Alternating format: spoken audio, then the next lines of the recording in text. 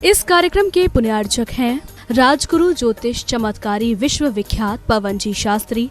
समस्या कैसी भी हो, समस्याओं का समाधान एक ही बार में, 100% गारंटी से निवारण, फैमिली प्रॉब्लम, व्यापार बिजनेस में नुकसान, सगाई शादी में रुकावट, फंसे हुए पैसे, डिवोर्स समस्या एवं अन्य समस्याओं के समाधान के लिए एक बार कॉल अवश्य करें। मोबाइल नंबर 8209931336, 9737202129, ब्रांच अहमदाबाद एवं हैदराबाद। हमारी वेबसाइट है www.rajguruastrologer.com।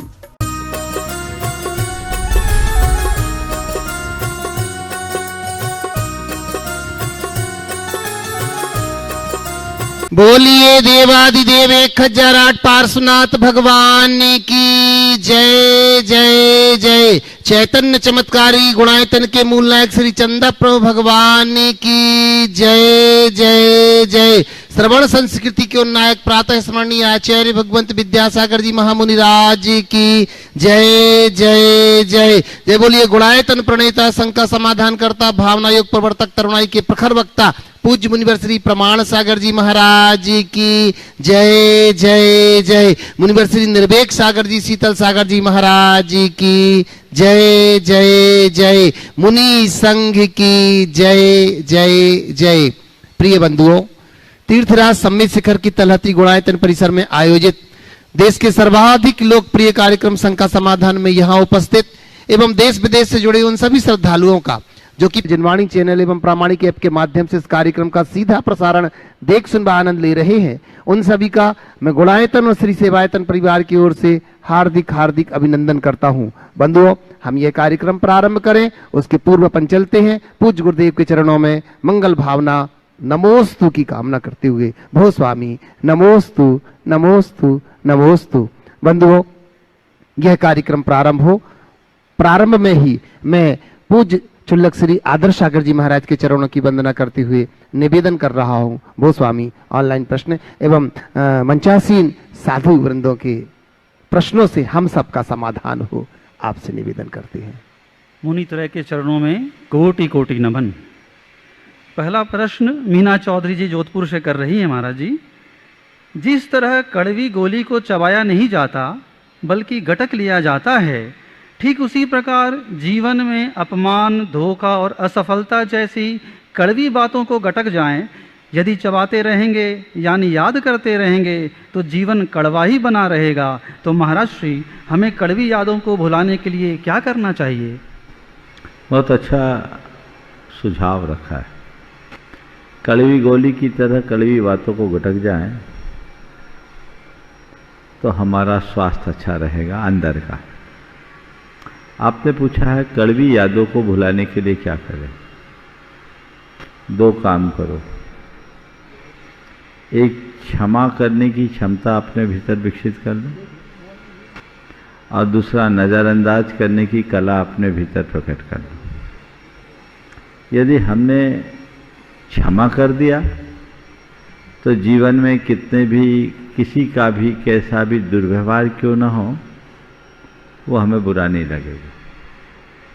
और नज़रअंदाज करना हमने सीख लिया तो जीवन में चाहे जैसा दुप्रसंग हो वो हमें दुखी नहीं करेगा। हम नज़रअंदाज करने की कला अपने भीतर सीखें तो ये दोनों बातें यदि हम आत्मसात कर लेते हैं तो कड़वी बातें भी हमारे जीवन पर अपना कोई बुरा प्रभाव नहीं देंगे। शिल्पा जी चिंचवड़ से प्रश्न कर रही हैं। महाराज जी, कुछ दिन पहले किए गए शंका समाधान में आपने वनीला के बारे में बताया था। वैसे महाराज जी, वनीला की खेती भी होती है, सो कृपया करके बताएं कि वनीला का उपयोग करना चाहिए या नहीं। देखिए, वनीला के संबंध में महाराज श्री ने एक जानकारी आप सबको दी थी, वो जानकारी बड़ी महत्वपूर्ण है। ये बात सही है कि वनीला एक फली होती और उसमें एंटीऑक्सीडेंट भी होता है, बहुत सारी औषधीय गुण भी उसके अंदर है, जो मैंने बाद में जानकारी पाई। वो अच्छी चीज़ है, लेकिन कई बार हर अच्छी चीज़ के साथ कुछ बुराइयां जुड़ जाती हैं। जैसे काला नमक असली होता है, पर आजकल नकली काला नमक भी बाजार में आ गया।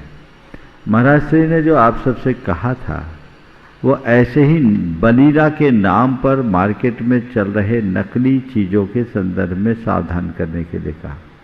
जो बीवर के साथ जुड़ी बात थी वो भी बहुत सारी सूचनाएं हैं जो यूट्यूब के माध्यम से है, और FDA federation of drug association America के एक किसी नोटिफिकेशन में गजट में है जो कुछ भी है, तो वो उन्होंने वैसा दिया, तो ये जानकारी होनी चाहिए। मैं आप सबको एक सुझाव दूंगा, मनीला का प्रयोग कीजिए, अच्छी चीज़ है, सेहतमंद है और जायकेदार भी है, हमें उससे कोई आपत्ति नहीं। लेकिन वनीला के फॉर्म पर ध्यान दें, अगर फली के फॉर्म में हो, केमिकल कंपोज्ड मत लीजिए, नेचुरल ले लीजिए, तो आप बचे रहेंगे। दोनों चीज़ें हैं जो जानकारियाँ आपको यूट्यूब पर और गूगल में उपलब्ध है, उनसे आप उसको सत्यापित कीजिए और जो उसके असली स्वरूप है उसका आप प्रयोग करें, नकली से बचे, ताकि आपका धर्म भी बचे और सेहत भी सुरक्षित रहे।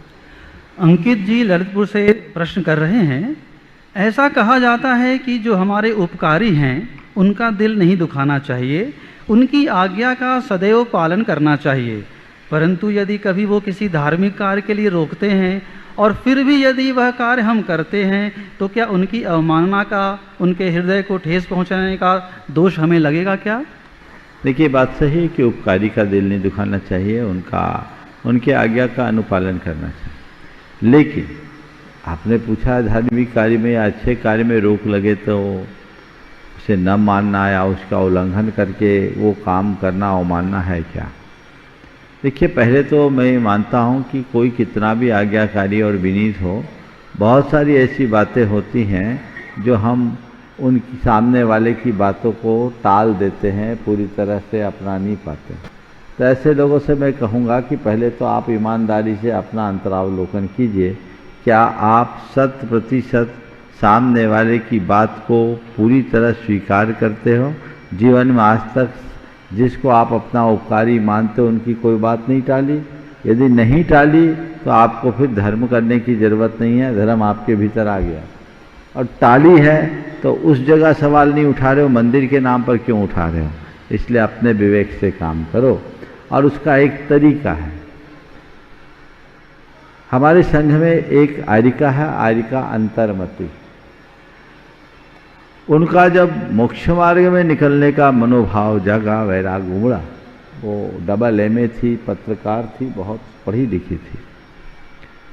उनके परिवार के लोग बहुत प्रेशर दे रहे थे, दबाव दे रहे थे कि ये घर चले, आगे ना बढ़े। मैं उस समय गुरु चरणों में ही था, जबलपुर की बात है। उनके परिवार के लोग आग्रह कर रहे थे और उसने क्या किया, अपने बैग में जो एक हैंडबैग था उसमें एक चौक था, चौक लगा करके एक घेरा बना लिया और घेरा के भीतर बैठ गई और उन्होंने कहा कि आपने यदि किसी गलत कार्य में जाने से मुझे रोका होता तो आपका एक इशारा पर्याप्त था। मैं किसी गलत कार्य में जा रही होती और आपने रोका होता तो आपका एक इशारा पर्याप्त था, पर मैं जिस मार्ग में जा रही हूँ उस मार्ग में रोकने के लिए आप आंसुओं की नदी भी बहा देंगे तो मैं नहीं रुकने वाला। मैं आप सबसे कहता हूँ, क्या ये फार्मूला नहीं अपनाया जा सकता? अंततः परिवार के लोग सरेंडर हुए।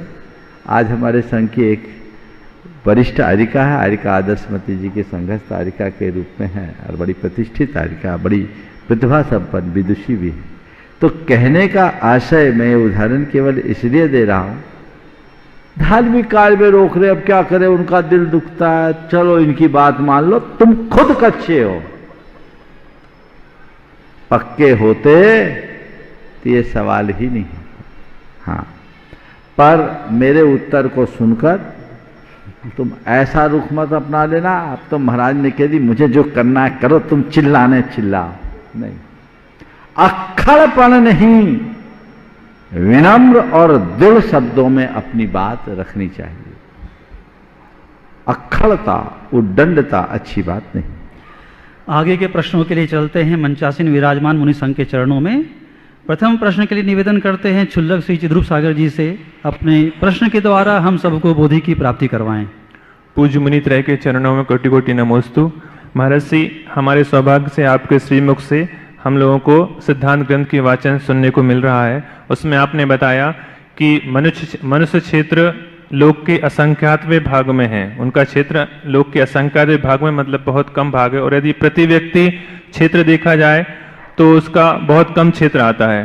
तो उसमें उसकी कितनी भी संपत्ति, जमीन जायदाद मिला भी जाए तो भी लोक के यदि उसमें दर्शाते हैं तो एक बिंदु के बराबर भी अस्तित्व नहीं आता। तो बिंदु जैसा अस्तित्व ना रखने वाले मनुष्य दूसरों के सामने अपना सिंधु के समान अस्तित्व बताते हैं, तो व्यक्ति को अपना अस्तित्व कैसे सही सही भान होगा? कृपया समाधान कीजिए। नमोस्तु। बहुत अच्छा सवाल किया है। बिंदु जैसा अस्तित्व रखने वाला मनुष्य दूसरों के सामने अपने आप को सिंधु जैसा प्रकट करते हैं। ऐसे व्यक्ति को हम कैसे समझाएं? बस मैं यही कहना चाहूँगा, आप लोक की बात कर रहे हो। लोक तो हमारे यहाँ 343 घन राजू का है। अगर हम अभी ग्लोब को देख ले, केवल एक ग्लोब, इस पूरे ग्लोब में भारत कितना सा दिखता है? हाँ, एक पूंछ जैसा। और भारत में आप देख लो इस नक्शे में आप कहाँ हो, तो बिंदु ही आओगे। बिंदु में भी तुम्हारा गांव नगर आएगा। तुम्हारा घर, तुम्हारी संपत्ति, तुम्हारे जायदाद का तो कोई ठिकाना ही नहीं बचेगा। अब सोचो मैं कहाँ हूं। इसलिए अपने अभिमान को मिटाना चाहते हो तो विराट को पहचानो, मतलब विराट को पहचानो। दुर्योधन का अभिमान तभी गला था जब श्री कृष्ण का विराट रूप उसने देखा था। जब हम विराट सत्ता की तरफ देखते हैं तो लगता है उसके आगे हम कहाँ हैं, हम तो इतने से हैं। जब केवल अपनी इयत्ता को देखते हैं तो अभिमान आता है। जब हम सर्व सत्ता पर ध्यान देखते हैं तो हमारा अभिमान गल जाता है। हम कहीं नहीं, हमारी औकात कितनी, हम तो इतने से हैं। बस ये सोच यदि हमारे अंदर विकसित हो जाए तो हमारे जीवन का काया पलट हो सकता है। फिर ज़्यादा कुछ कहने और करने की बात शेष नहीं रहेगी। हर व्यक्ति को थम कर विचार करना चाहिए। निवेदन करते हैं क्षुल्लक समाधर सागर महाराज जी से, अपने प्रश्न के द्वारा हम सभी को बोधि की प्राप्ति करवाएं। 19 चरणों में नमोस्तु नमोस्तु नमोस्तु। महाराज जी, कोई भी मांगलिक कार्यक्रम होते हैं तो वहाँ पर दो बातें देखी जाती है, एक तो ओम है और एक स्वस्तिक है। ओम तो 5 प्रविष्टि का प्रतीक है, लेकिन स्वस्तिक को ना तो ये कोई मंत्र है न यंत्र है, फिर भी हर मांगलिक कार्यक्रम में, चाहे संस्कार के हो, गर्भ संस्कार हो, भूमि संस्कार हो, कहीं भी हो, इसको और इसके साथ में नंद्यावर्त स्वस्तिक और उल्टा स्वस्तिक ये बनाए जाते हैं। महाराज जी, इसका क्या महत्व है? नमोस्तु महाराज जी। सबसे पहले स्वस्तिक शब्द को देखिए। स्वस्तिक एक मांगलिक प्रतीक है जो कल्याण का द्योतक है, जो सबके कल्याण का कारण है। सु अस्ति स्वस्तिक, जो सबके लिए स्वस्ति कारक हो, कल्याण कारक हो, शुभ कारक हो, स्वस्तिक। स्वस्तिक को अंग्रेजी में पीस क्रॉस भी कहते हैं। जर्मनी का राष्ट्रीय चिन्ह के रूप में भी स्वस्तिक है। भारत के विभिन्न धार्मिक परंपराओं में स्वस्तिक का एक महत्वपूर्ण स्थान है। जैन परंपरा में स्वस्तिक के 4 भुजाएं, चतुर्गति की और उसके ऊपर अंकित चंद्रबिंदु, वह सिद्ध शिला का प्रतीक है। चतुर्गति के परिभ्रमण से मुक्त होकर सिद्धि के शिखर पर पहुंचने के प्रतीक स्वरूप हम लोग स्वस्तिक का अंकन करते हैं। स्वस्तिक के कई रूप हैं। मेरे पास एक पुस्तक आई थी जिसमें स्वस्तिक के 108 प्रकार थे। स्वस्तिक करके कहीं से प्रकाशित पुस्तक थी, शायद होगी भी, तो वो उसमें 108 प्रकार के स्वस्तिक थे। वर्तमान में नंदावर्त स्वस्तिक का और सामान्य स्वस्तिक का विशेष चलन है। कहते हैं कि इंद्र जब तीर्थंकरों का निर्वाण होता है, ये जो जहाँ सम्मेद शिखर जी है, यहाँ नंदावर्त स्वस्तिक होता है। शाश्वत स्थानों में नंद्यावर स्वस्तिक का उल्लेख मिलता है। बाकी किस जगह हम कौन से स्वस्तिक का प्रयोग करें ऐसा नहीं है। एक विशेष बात पर ध्यान दिलाना चाहूँगा, यहाँ हमारे अष्ट स्वस्तिक को एक मांगलिक प्रतीक तो कहा और विभिन्न स्थानों में स्वस्तिक के अंकन करने की भी बात कही, लेकिन अष्ट मंगल में स्वस्तिक का नाम नहीं। भिंगार चामर सुदर्पण पीठ कुंभ तालत ध्वजा तप निवारक भूषितालु, इसमें स्वस्तिक नहीं है। इसका मतलब स्वस्तिक का इन मंगलों से एक अलग वैशिष्ट है, अलग स्थान है, ऐसा समझना चाहिए। पूज्य मुनि श्री शीतल सागर महाराज जी के चरणों में नमस्कार करते हुए निवेदन करते हैं, आपके प्रश्न के द्वारा हम सबों को बोधि की प्राप्ति हो। ओम नमः सिद्धि। ये एक बिटिया का प्रश्न है जिसका उत्तर मैं दे नहीं पाया, तो मैं आपसे पूछना चाहता हूँ। उसका कहना था कि उसे धर्मात्मा इनके प्रति अनायास ही कुछ गलत विचार आते हैं अपने आप ही। बहुत प्रयास करती है और रोकने का भी प्रयास करती है, फिर बाद में उसको आत्मग्लानि भी होती है, लेकिन फिर कभी उसको फिर वैसे गलत विचार आते हैं।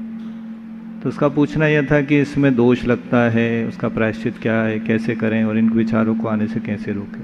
देखिए, एक प्रकार का बायोपोरल डिसऑर्डर है। कई लोगों को ऐसा होता है, इन विचारों को जितना रोकने की कोशिश करेंगे वो उतने हावी हो। हम कोई भी कार्य करें, बुद्धिपूर्वक करना और अबुद्धिपूर्वक करना, दोनों का परिणाम अलग अलग है।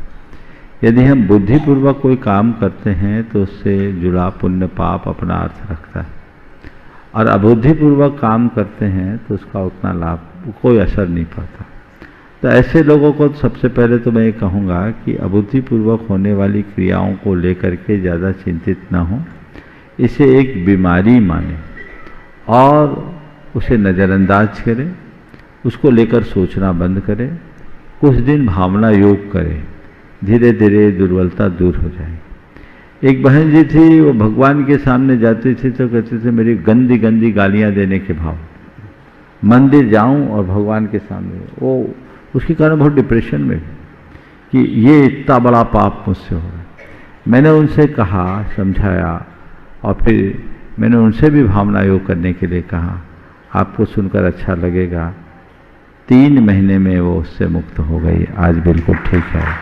तो जो भी है, हाँ, भावना योग में लगेगा माना, भाई नहीं लगता तो भी करो, धीरे धीरे धीरे धीरे बार बार दोहराने से होगा। जब निश्चित उसका कुछ न कुछ असर है। जब प्रगाढ़ होता है तो भावना योग में मन नहीं लगता, धीरे धीरे ठीक होगा। और एकदम भी नहीं ले रहा तो किसी मनोचिकित्सक से परामर्श कर लेना चाहिए, पूज्य मुनि, या फिर नमो काल मंत्र लिखे। पूज्य मुनि विवेक सागर महाराज जी के चरणों में नमोस्तु करते हुए निवेदन करते हैं, महाराज जी आपके प्रश्न के द्वारा हम सभी को बोधि की प्राप्ति हो।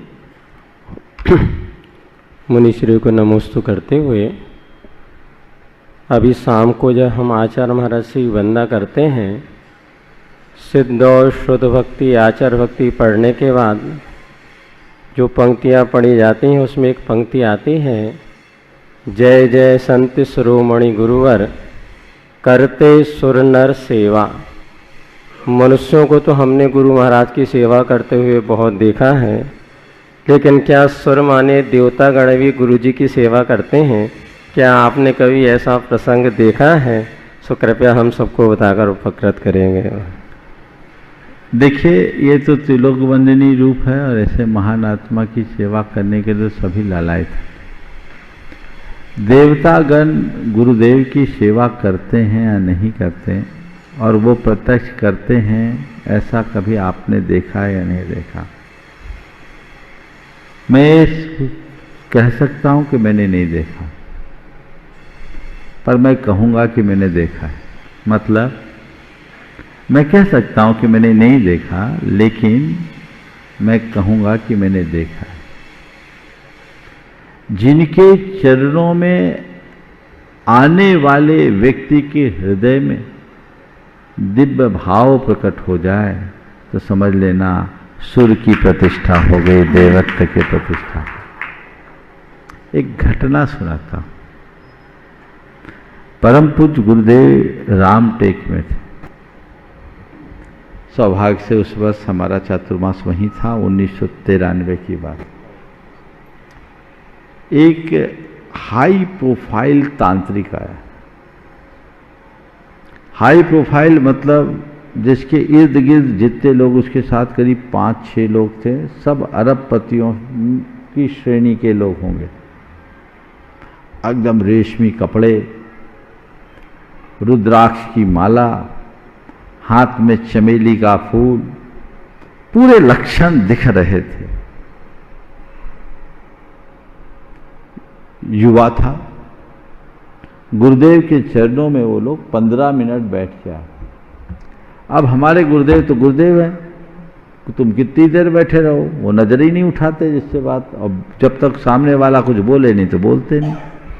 वो चले आए, बाजू में मेरा कक्ष था, वो मेरे पास आए और उन्होंने जो बात कही, आपके सवाल के उत्तर में मैं कहना चाहूंगा।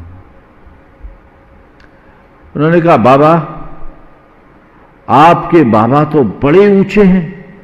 मैंने पूछा क्या मामला?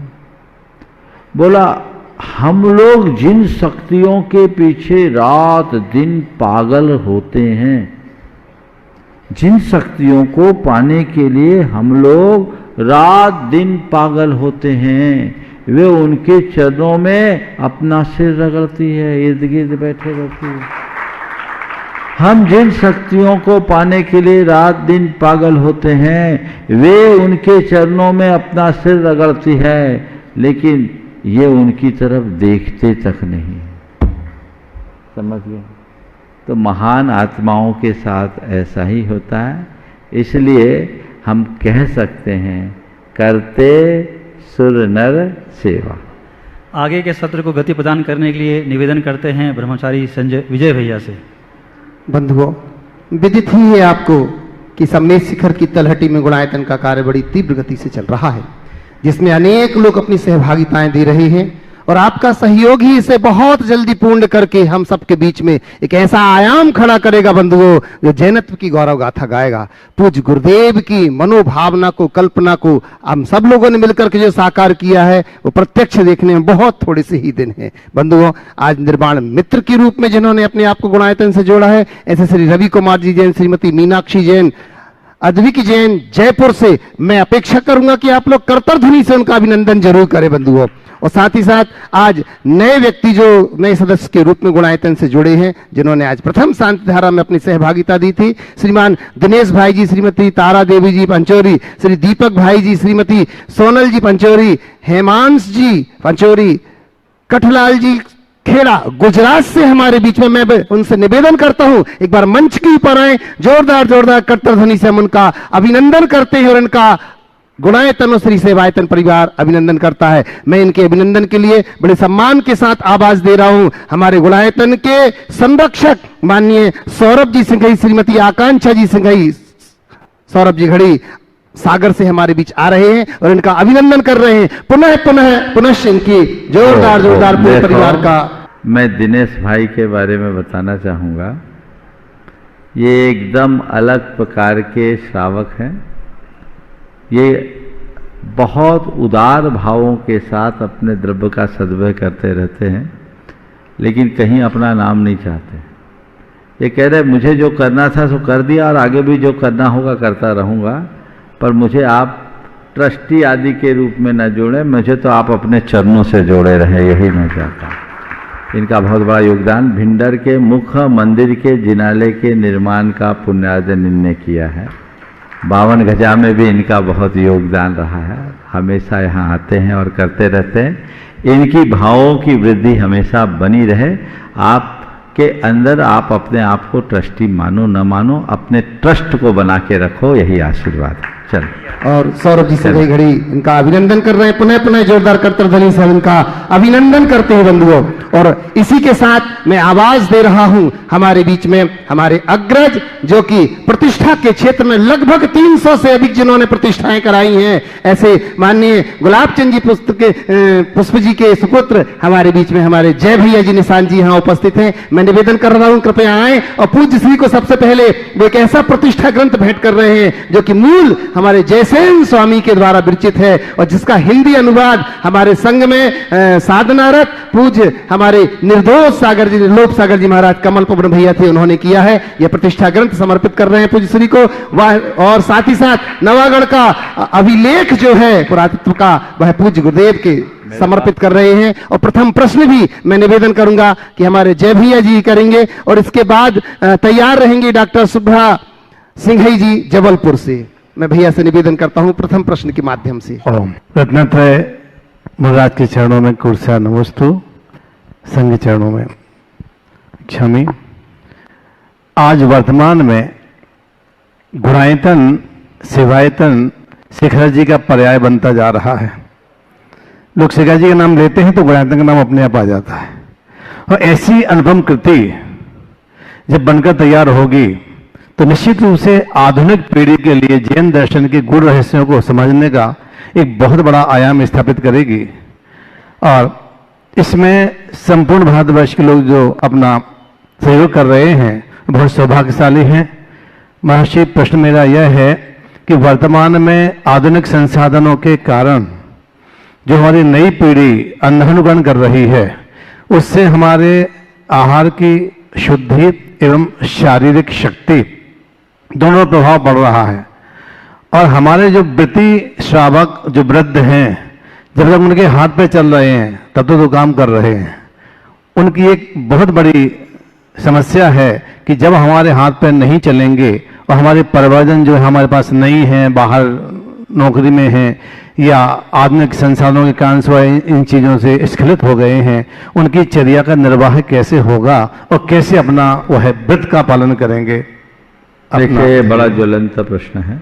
आज अगर मैं आपसे कहूं कि बच्चों को अपने माँ बाप के ही पास रहना चाहिए, चाहे जैसे हो उनका निर्वाह करना चाहिए, तो आप यही कहोगे महाराज ये प्रैक्टिकल कहाँ रहा, अब तो हमारी पढ़ाई लिखाई जैसी है, हम तो पूरी तैयारी अपने जॉब और पैकेज को ध्यान में रखकर करते आदि बाहर जाते ही। लेकिन एक अच्छा सकारात्मक पहलू ये भी दिखा कि कई महानगरों में हमारे समाज के युवा पीढ़ी के लोग गए हैं, पर वहाँ समूह में रहते हुए ऐसा वातावरण बनाए जो उनके पैतृक निवास में रहा है। खासकर बेंगलोर है, पूना है, इनमें हैदराबाद है, इनमें एक ऐसा वातावरण। तो एक तो सुझाव मैं ये दूंगा कि बच्चे जहाँ भी जा रहे हैं वहाँ अपनी संस्कृति को जीवित बनाए रखने के लिए ऐसी व्यवस्था करें कि लोग समूह में रहें और इस तरह के अपार्टमेंट्स डेवलप किए जाए ताकि वहाँ रहने वाले लोग अपना, अपने बच्चों का और अपने माँ बाप के धर्म ध्यान की सुरक्षा कर सके। यदि ऐसा होता है तो अति उत्तम है। और बच्चों को चाहिए कि वे माँ बाप की चर्या में हर प्रकार से सहायक बने, अपनी ये उनका कर्तव्य है। पर ऐसा नहीं हो, और ऐसा जैसा कि ज़्यादातर हो रहा है, तो उनके लिए मैं बच्चों की जगह माँ बाप से कहना चाहूँगा, तुम बुजुर्ग हो उसके पहले संभल जाओ, अपना दायित्व पूर्ण करो और अपना ठिकाना निश्चित। दायित्व पूर्ण करते ही ठिकाना निश्चित कर लो, गुरुओं से जुड़ो, वानप्रस्थी बनो और तीर्थ क्षेत्रों में अपना स्थायी ठिकाना ढूंढ लो। गुणायतन ने इसकी पहल शुरू कर दी है। यहाँ अब जो साधना वसतिका जो अपनी पूर्णता की ओर है, इसी उद्देश्य से बनाई गई, जहाँ यहाँ आकर लोग अपना व्रती जीवन जिएंगे, धर्म ध्यान के साथ जिएंगे, सारी सुविधाएं उनको होगी, अंत की समाधि तक की व्यवस्था उनकी होगी। और ये व्यवस्था हर तीर्थ पे होनी चाहिए। वृद्धाश्रम भेजना उचित नहीं, और वृद्धाश्रम में कभी जाना ही नहीं। वृद्ध होने के पहले वानप्रस्थ आश्रम में आ जाना। ये अगर तुमने जगा लिया तो तुम्हारा बुढ़ापा तुम्हारे लिए वरदान बनेगा, अन्यथा बोझ तो बनना ही है।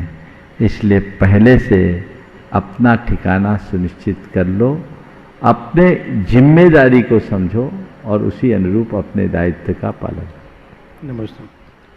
निवेदन कर रहा हूं, हमारे बीच में डॉक्टर सुभाजी सिंह जबलपुर से हैं और इसी के बाद निवेदन करूंगा हमारे बीच में सभी लोग एक साथ। मनीष जी पटना से, संतोष जी घड़ी, देवेंद्र जी लोहाड़ी और संतोष जी बैटरी, ऋषभ जी चंदेरिया कोतमा एक साथ पहुंचेंगे अपने प्रश्न को लेकर। पंच परमेश्वरी भगवान की जय। नमोस्तु गुरुवर। गुरुवर, मेरा यह सवाल है कि क्या ऐसी कोई व्यवस्था है कि भदर क्षेत्र से विदेह क्षेत्र में जाके मोक्ष हो सके? विदेह क्षेत्र में जाने से मोक्ष हो सकता है, पर ऐसा मत सोचना कि जो विदेह जाते हैं उनका मोक्ष हो ही जाता है। हाँ, पर भदर क्षेत्र से विदेह क्षेत्र में हाँ, पर मैं आपसे एक बात दूसरी कहना चाह रहा हूँ। विदेह क्षेत्र जाकर क्या करोगे? विदेह बनने का भाव करो ना। जितने विदेह क्षेत्र में सब मोक्ष नहीं जाते। हम आप अनंतों बार विदेह क्षेत्र में जा चुके। मैं तो ये कहूँगा वो विदेह क्षेत्र का जन्म व्यर्थ है जहाँ आत्मबोध नहीं, और वो पंचम काल के भरत क्षेत्र का जन्म सार्थक है जहाँ आत्मबोध है। यहाँ से वहाँ जाओगे तो मिथ्यात्व के साथ जाना होगा। सम्यक को जगाओगे तो विदेह क्षेत्र में भले न जाओ, विदेह बनने में कोई बुरा देर नहीं लगेगी। इसलिए विदेह क्षेत्र की चिंता छोड़ो, विदेह बनने का लक्ष्य बनाओ। निवेदन कर रहा हूं मनीष जी पटना, संतोष जी घड़ी, देवेंद्र जी लोहाड़ी, संतोष जी बैटरी और ऋषभ जी चंदेरिया अपना प्रश्न लेकर के। और इसी के बाद फिर मैं निवेदन करूंगा माननीय एनसी जैन साहब, कार्याध्यक्ष दिल्ली। मुनि संघ को त्रिवार नमोस्तु। मुनिश्री, हमारी समाज में एकल बिहारी मुनि को बहुत अच्छा नहीं मानते, लेकिन पूजा में हम रोज पढ़ते हैं नगन वेशधारी सुएका बिहारी निजानंद मंडित मुखत पचारी। ये क्या इसमें? नगन वेशधारी सुएका बिहारी निजानंद मंडित मुखत सुचारी। यहाँ किसकी बात करें? एका बिहारी का मतलब अपने एकत्व में विहार करने, समझ गए? वो एका बिहारी नहीं जहाँ स्वच्छंदता, समझ गए? हाँ। और मुनि संघ के चरणों में नमोस्तु नमोस्तु नमोस्तु। महाराज श्री, हमारे परम पूज्य पिताजी समाधिस्थ श्री महेंद्र कुमार जी पटना के समाधि को 5 अगस्त को 1 साल हो जाएगा, लेकिन हमें अभी भी विश्वास सा नहीं होता कि वो हमारे बीच में नहीं है। ऐसा क्यों? मतलब देखिए, पहले तो मैं चाहूँगा एक बार महेंद्र कुमार जी कृषि पंडित के स्वागत में जोरदार तालियां हो जाए। वो हमारे समाज के बड़े ही कर्मठ और बहुत ही व्यवहार कुशल, कार्य कुशल व्यक्तित्व थे। उन्होंने बहुत अच्छे काम किया और रहली पटना के लिए उन्होंने जो काम किया वो तो बहुत बड़ा काम हुआ। उसके लिए उन्हें हमेशा याद किया जाएगा। मैं तुमसे कहूँगा मनीष जी, पिताजी चले गए सो चले गए जी, जब जिसको जाना होता है वो जाता ही है जी। तो मैं तो इस बात का हर्ष मनाना चाहिए, इस बात से हर्षित होना चाहिए कि वो ऐसे नहीं गए समाधि से गए, वो मरे नहीं हैं, उनने केवल देह बदला है। इसलिए उनकी स्मृति को अपने मोह का निमित्त मत बनाओ, वैराग्य का निमित्त बनाओ। शोक से बचो, वैराग्य को जगाओ, यही एक रास्ता है। हमने बचपन से सुना है राजा राणा छत्रपति हाथिन के असवार और मरना सबको एक दिन अपनी अपनी बात। तो उनकी बारी आई जी, हमें अपनी तैयारी रखनी है जी। बाकी विकल्पों में कोई सार नहीं। नमस्ते। निवेदन कर रहा हूँ एनसी जैन साहब, कार्याध्यक्ष दिल्ली। और इसी के बाद फिर मैं निवेदन करूंगा आज काफी लंबे अंतराल के बाद माननीय एनएल जैन साहब, कोषाध्यक्ष गुणायतन। मुनिश्री के चरणों में त्रैबार नमोस्तु। चुल्लक जी के चरणों में इच्छा में। मुनिश्री, क्रोध आने पर चिल्लाने के लिए कोई ताकत नहीं लगानी पड़ती है, जबकि चुप रहने के लिए बहुत ताकत की आवश्यकता है। और इसी प्रकार जुबान से साफ करने में, जुबान से किसी को माफ़ करने में समय नहीं लगता, लेकिन मन से साफ करने के लिए पूरी उम्र बीत जाती है। तो क्रोध आने पे हम कैसे, कितना चुप रहे और मन से कैसे जल्दी से क्षमा कर दें, ये इसका निवारण बताया महाराज श्री। दूसरा प्रश्न मेरा, कल मैंने आपसे जिज्ञासा की थी कि आचार्य श्री ने 2 दिन पहले जो, हाँ बहुत अच्छा है। देखिए पहले तो मैं आपके सवाल का जवाब दे दूं, फिर कल की बात करूं। क्रोध आने पर क्षमा करना, चुप रहना बहुत शक्ति मानता है, प्रतिकार करने में बड़ा कोई श्रम नहीं हो, और जमा से माफ करना सरल है पर मन से माफ करना कठिन है। आपने पूछा है क्रोध आने के क्षणों में चुप रहने की सामर्थ्य कैसे विकसित करें और किसी को मन से माफ करने की कला कैसे विकसित करें। 2 उपाय। क्रोध आने पर चुप रहना अगर चाहते हैं तो हमेशा वाणी के परिणाम को ध्यान रखें और मौन रहने के फायदे का स्मरण करें। ये बातें हमारे मानस में होगी तो हम क्रोध के क्षणों में चुप्पी साधने का अभ्यास कर सकते हैं, पर इतनी लंबी प्रक्रिया शायद नहीं अपना पाए। तो उसका एक सरल सा उपाय है भावना योग। मुझे शांत रहना है, इस मंत्र का प्रयोग कीजिए। ये मंत्र क्रोध के क्षणों में आपको शांत रहने की सामर्थ्य देगा। अभ्यास करना है। बहुत लोगों में ये घटा है जिन्होंने निष्ठापूर्वक इसका अभ्यास किया है, वो इस उपलब्धि को हासिल कर ली है। हर कोई कर सकता है। दूसरी बात, मन से माफ करने की। किसी को हम मन से माफ करें तो यदि हमारा हृदय साफ होगा ना, तभी हम किसी को मन से माफ कर पाएंगे। जिसके अंदर अहंकार, स्वार्थ जैसी क्षुद्रताएं भरी होगी, वो किसी को मन से माफ नहीं कर सकता। तो अहंकार मुक्त हो जाएं, स्वार्थ रहित हो जाएं, तब हमारे भीतर से जो निकलेगा वो बहुत सरल होगा और हम मन से माफ कर सकेंगे। और इसका भी एक मंत्र है, मुझे सहज रहना है, मुझे सहज रहना है। ये बात अपने अंदर भर लो तो जीवन आगे बढ़ सकता है। अब बात, कल जो आपने सवाल उठाया था, मैंने कहा था पूर्ण संदर्भ सुनने के बाद इस बात पर मैं कुछ कह पाऊंगा। लोगों ने एक रील बनाई, रील बोलते, शॉर्ट बोलते, क्या बोलते हैं? क्लिप। रील, शॉर्ट जो बोलते, वो रील चला रहे हैं और रील में आचार्य महाराज के एक वक्तव्य का अंश दे रहे हैं जिसमें आचार्य महाराज के मुख से एक ऐसी भविष्यवाणी कराई जा रही कि आने वाले 23, 24 और 25 में हर घर में कोई ना कोई एक जानलेवा बीमारी से ग्रसित होगा।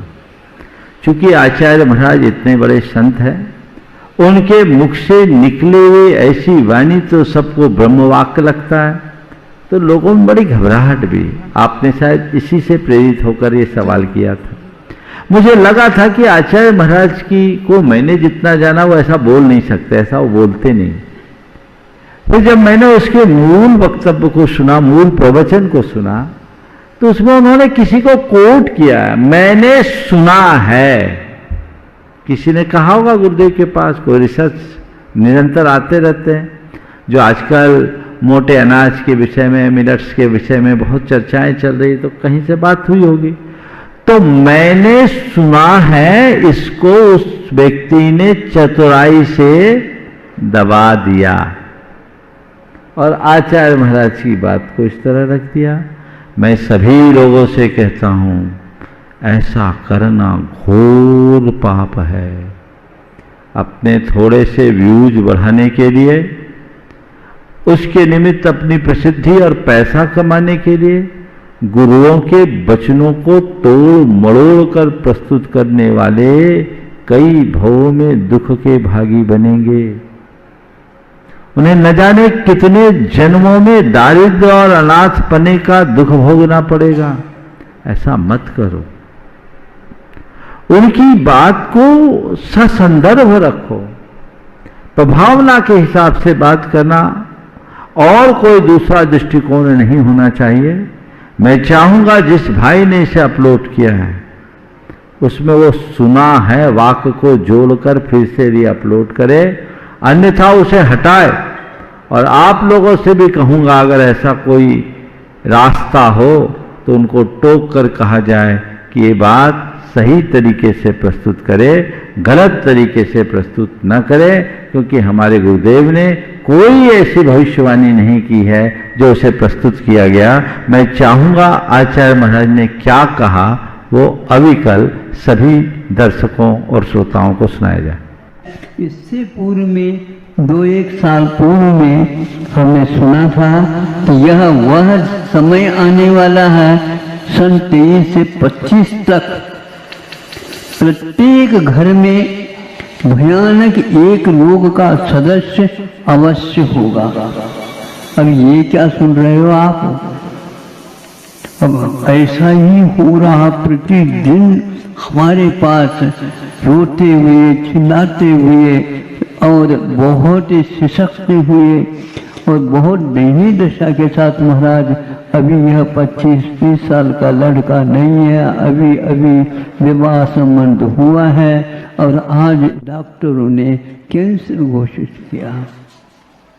एक ही लड़का है खानदान में। अब क्या करेंगे मुझे बताओ? जितने भी परिवार हैं 20, 25, 50 तक के भी हो सकते मेंबर, और वो उनकी क्या दशा होती होगी हम देख। ये था आचार्य महाराज का मूल वक्तव्य, जिसे सामने वालों ने 2 वर्ष पहले किसी ने गुरुदेव से कुछ कहा होगा। ये बात सही, घर घर में बीमारियां हैं, पर आचार्य गुरुदेव ने किसी प्रकार की भविष्यवाणी नहीं कही। इसलिए जिन्होंने भी इस वीडियो को अपलोड किया है उसे चाहिए कि इसे शीघ्र सुधार ले, और आप लोगों को भी चाहिए यदि उसमें इस तरह के कोई कमेंट्स वगैरह प्रस्तुत करने की व्यवस्था हो तो उस व्यक्ति को सावधान करे और कहे कि ऐसी हरकत करना अच्छी बात नहीं। निवेदन कर रहा हूं माननीय एनएल जैन साहब गुणायतन कोष अध्यक्ष, और इसी के बाद फिर निवेदन करूंगा रितेश जी जैन उदयपुर से गुणायतन ट्रस्टी। परम पूज्यवर सादर नमन वंदन मंचासीन महाराज श्री को नमोस्तु, सोलक महाराज जी को इच्छामी। महाराज श्री, मेरी जिज्ञासा प्रार्थना से संबंधित है। प्रार्थना में क्या महत्वपूर्ण है? क्या प्रक्रिया की शुद्धता या उसका शुद्ध उच्चारण या व्यक्ति का भाव या श्रद्धा? अरे किसको वो ज़्यादा प्रथम है? देखिए, श्रद्धा, भाव की शुद्धि, उच्चारण की शुद्धता और प्रक्रिया चारों हो तो सोने में सुहागा। तो हम लोग तो पढ़े लिखे लोग, हमें हर काम में अपना परफेक्शन रखना चाहिए, और जब परफेक्शन चाहिए तो श्रद्धा भरे, पहले भाव अच्छे रखें, उच्चारण शुद्ध करें, और जो उसकी प्रक्रिया उसे भी सही रीति से अपनाएं ताकि 10 में 10 अंक पाए। ठीक है। अब मैं आपके सवाल के अनुसार यदि किसी एक को महत्व दे दूं तो आप लोग अपना आलस बढ़ा देंगे, कहेंगे महाराज ने तो बोल दिया, ठीक है, श्रद्धा होनी चाहिए, बाकी और क्या है। राम नाम के जाप का निकला ये परिणाम, दिल में श्रद्धा चाहिए, मरा कहो या राम, तो सुधरोगे नहीं। समझ गए?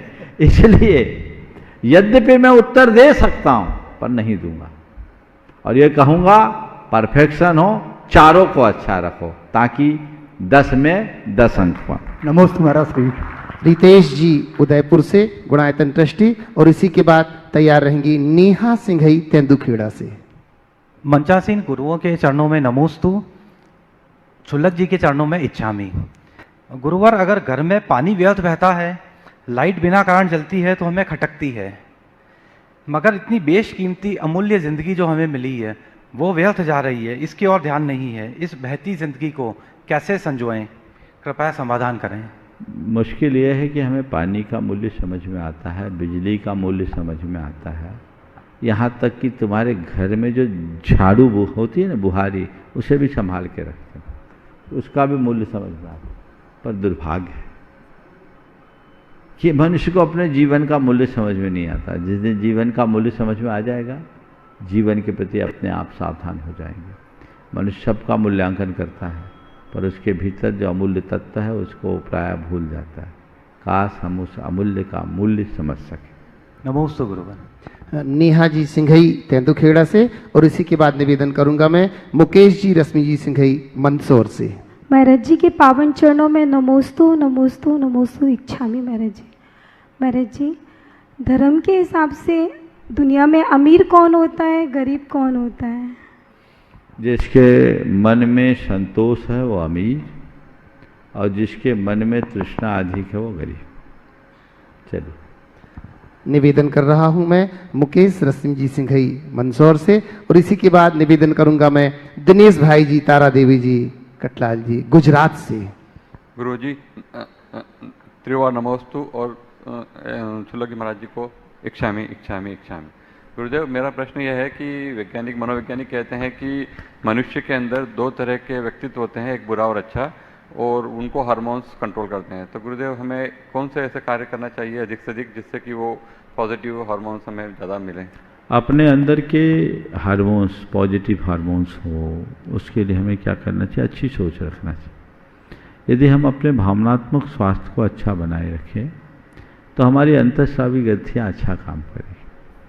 जैसे हम भावना योग के संदर्भ में बोलते भी, हमेशा सकारात्मक चिंतन और शुभ भाव हमारे शारीरिक और मानसिक दोनों स्थितियों को ठीक कर सकते हैं, और उससे हम अपने जीवन को बेहतर बना सकते हैं। गुरुदेव, खान पान से भी कुछ फर्क पड़ता है? खान पान का भी असर होता है, क्योंकि हम जैसा भोजन करते हैं, हमारे यहाँ तो बहुत पुरानी कहावत है, जैसा खावे अन्न वैसा होए मन, तो उसका असर हमारे शरीर पर पड़ता है। सात्विक भोजन होना चाहिए। दिनेश भाई जी तारा देवी कटलाल जी गुजरात से, और इसी के बाद मैं निवेदन करूंगा प्रेमा जी टोंगिया।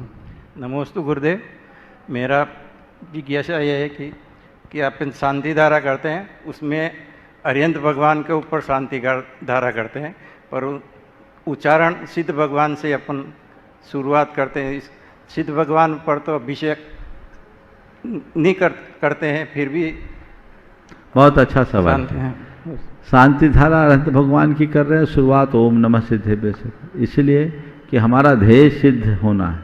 क्या होना है? अरहंत भी सिद्धों को याद करके अरहंत बने।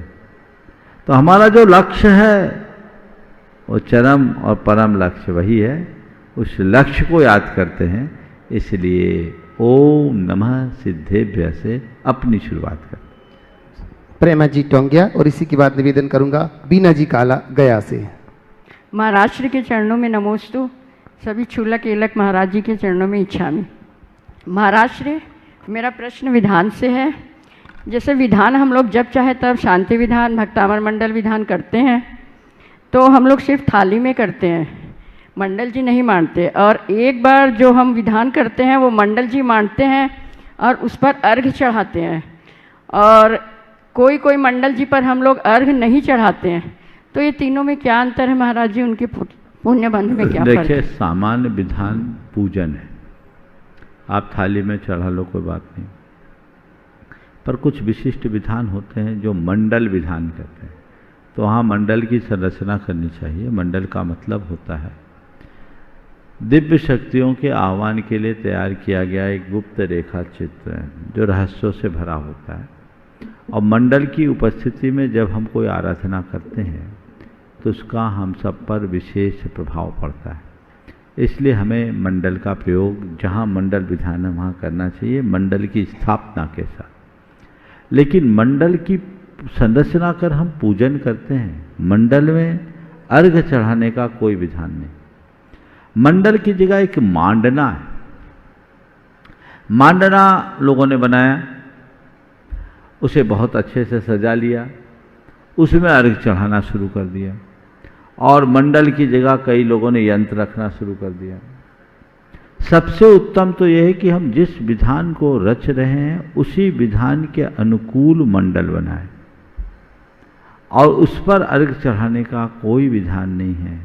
परंपरा आप लोगों ने बना ली, बात अलग है।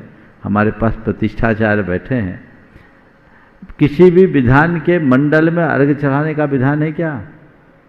सिद्ध जग विधान करते उसके 8 कोनों में बस उस यंत्र का उद्धार करने के लिए 8 पुष्प अर्पित किए जाते हैं, अर्घ चढ़ाए जाते हैं, बाकी अर्घावली वहां नहीं।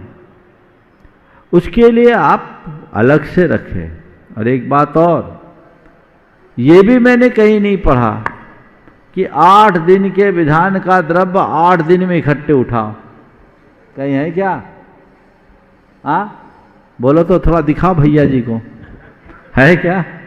नहीं है ना? नहीं है, कहीं नहीं है। तो ये चल रहा है, दिखता है और इतना द्रव्य चढ़ा, भाव भी बनते हैं, लेकिन ये चल रहा है। इसलिए हम जब सिद्ध जग विधान होता, आप लोगों ने देखा ही, रोज की द्रव्य सामग्री रोज उठ जाती, उसमें हिंसा से भी बचते हैं, बहुत जीव जंतु उत्पन्न हो सकते हैं। इसलिए अपने को विचार विवेक पूर्वक कार्य करना चाहिए। तो मंडल तब रचो, जब मंडल रचो तो मंडल की आराधना करो, मंडल की विधिवत स्थापना और यंत्रोद्धार के साथ। अंत में मंडल का विसर्जन भी होता है, समझ गए? कलश स्थापना आदि किए बिना मंडल नहीं होते। मंडल की संपूर्ण प्रक्रिया रखो तो मंडल नहीं है तो विधान एक प्रकार की पूजा बना लो, पूजा की तरह करो, वो अलग चीज है, व्यवस्था है। नमस्ते महाराज जी। वीना जी काला गया से। बंधुओं, जैसे कि मंडल की बात जब हुई है तो वो दिन बहुत जल्दी ही आएगा जब पूज्य श्री के सानिध्य में इसी सम्मित शिखर की तलहटी में सिद्ध चक्र महामंडल विधान होगा। ये मुझे लगता है कि इस बार महाराज जी बहुमंडलीय विधान होगा। बहुमंडली तो होता ही है, और बहुमंडली में ऐसा लगता है कि सर्वाधिक मंडल इस बार होंगे, ऐसा आशीष महाराज श्री का मिलेगा। हम सब लोग व्यवस्था करेंगे, आप लोग अपना मन बना के रखना। साथ ही साथ आने वाले 10 लक्षण महापर्व में बंधुओं आप यहाँ आकर के उस विधान की भूमिका आप देख सकते हैं। शिविर में आप जरूर शामिल हो, और जिन लोगों को शामिल होना है बंधुओं वो प्रामाणिक ऐप के माध्यम से या कि गुणायतन कार्यालय से संपर्क करा के अपना रजिस्ट्रेशन जरूर करा लें, जिससे कि गुणायतन आपकी समुचित व्यवस्था कर सके। लीजिए वीणा जी, और इसके बाद तैयार रहेंगे सतीश जैन धनेटा से। परम श्रद्धेय गुरुवर के चरणों में मेरा त्रैवार नमोस्तु, छुल्लक जी के चरणों में मेरा इच्छामी। मेरी जिज्ञासा यह है गुरुवर कि पूर्व में किए गए अपराधों की सजा वर्तमान में भोगनी पड़ती है। हम लोग निमित्त को दोषी ठहराते हैं, जिसके कारण नवीन नवीन कर्मों को संचय करते हैं। मेरी जिज्ञासा यह है गुरुवर कि जितना संचित करके लाए हैं उतना ही अर्चित करके ले जाएं। इसके लिए हम क्या करें गुरुवर? नमोस्तुते। अपनी बैलेंस शीट पर ध्यान दो। संचित लाए हैं उसको भोग रहे हैं, अर्जित क्या कर रहे हैं देखो। जितना हमने इन्वेस्ट किया उसके हिसाब से अगर हम अर्निंग करते हैं, उतना रिटर्न पाते हैं, तब तो कोई दिक्कत नहीं। लेकिन हमारा रिटर्न अगर ठीक नहीं है, अर्निंग कमज़ोर है, तो बैलेंस शीट माइनस में जा रही है, और माइनस में जाएगी तो कंगाल होना ही। इसलिए नित्य प्रति एक बात सोचो, मैं अपने पुण्य को भोग तो खूब रहा हूं, कमा कितना रहा हूं। और ये बात सदैव ध्यान रखना, पुण्य के भोग में पाप का बंध होता है। क्योंकि पुण्य के भोग में करते क्या? मौज मस्ती, भोग विलास, यही तो पाप है। तो जितना पुण्य को भोगोगे पाप को बांधोगे। इसलिए पाप तो दोनों स्तर पर हावी हो रहा, पुराना पुण्य पतला हो रहा, नया पाप चढ़ रहा है। इसलिए अपने जीवन में नित्य नवतर पुण्य का अर्जन करते रहना चाहिए, जिससे अपने जीवन को बेहतर बनाया जा सके। सतीश जैन धनेटा से, और इसके बाद बहन भाई दोनों एक साथ तैयार रहेंगे। सार्थक सानिका जैन दमोह से। नमोस्तु महाराज जी, नमोस्तु। सभी एलक चुल्लक महाराज जी के चरणों में इच्छा में। महाराज जी, मेरा ये प्रश्न है कि अब हमारे शिखर जी में इतने सारे मंदिर हैं और हमारे भारत में सबसे ज़्यादा धार्मिक स्थलों को मान्यता दी जाती है, तो ये ठीक है या नहीं है? क्योंकि क्या खराब है? क्योंकि अच्छे से देखभाल भी नहीं हो पाती, मंदिरों की साफ सफाई भी नहीं हो पाती। क्यों नहीं हो पाती? अच्छे से करो, मंदिरों में लग जाओगे तो पाप से बचोगे। इसलिए तो हम लोग रोज बोलते हैं घर घर चर्चा रहे धर्म की, तो जितना अच्छा हो सके उतना अच्छा है। चलो लीजिए सार्थक सानिका जैन दमोही से। नमोस्तु महाराज जी, मेरा नाम समर्थ जैन है। महाराज जी, मेरा प्रश्न ये है कि जैसे हम यूपीएससी या पीएससी की तैयारी करते हैं तो उसमें स्टैंडर्ड बुक्स को छोड़कर एनसीईआरटी पर फोकस करने दिया जाता है कि जैसे सॉइल क्या है, प्लांट कैसे सांस लेते हैं।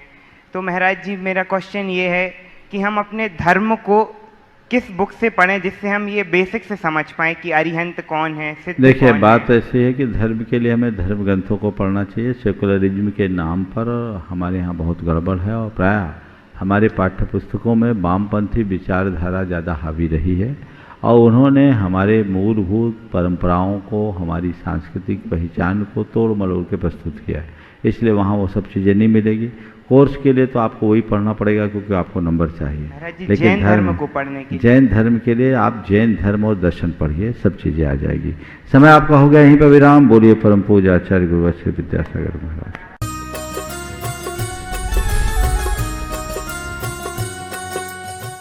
इस कार्यक्रम के पुण्यार्जक थे राजगुरु ज्योतिष चमत्कारी विश्व विख्यात पवन जी शास्त्री। समस्या कैसी भी हो, समस्याओं का समाधान एक ही बार में, 100% गारंटी से निवारण, फैमिली प्रॉब्लम, व्यापार बिजनेस में नुकसान, सगाई शादी में रुकावट, फंसे हुए पैसे, डिवोर्स समस्या एवं अन्य समस्याओं के समाधान के लिए एक बार कॉल अवश्य करें। मोबाइल नंबर 8209931336, 9737202129, ब्रांच अहमदाबाद एवं हैदराबाद। हमारी वेबसाइट है www.rajguruastrologer.com।